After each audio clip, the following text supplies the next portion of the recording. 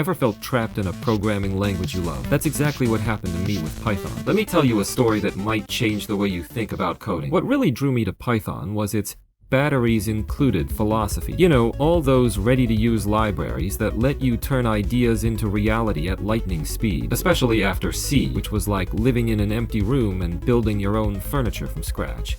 And when you're dealing with machine learning stuff, let's face it, Python's pretty much the only game in town. But hold up, is it really?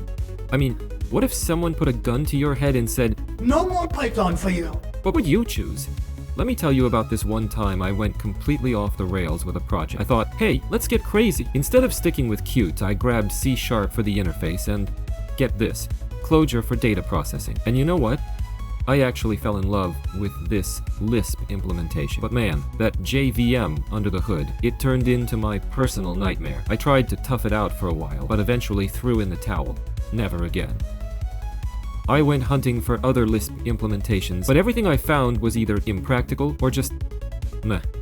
But here's where it gets interesting. The other day, I remembered this thing called Hy, a Lisp implementation in Python that I'd previously dismissed as just a toy. But get this, its killer feature is that it works seamlessly with any Python library, like any of them. I decided to take it for a test drive in a few scenarios, and holy cow, it works like a charm. It's like I've got a second wind now. And that's how I fell in love with coding all over again. If you're feeling stuck with Python like I was, give Hy a shot. It might just blow your mind. Drop a comment below if you've ever experimented with Lisp, or if you're curious to learn more.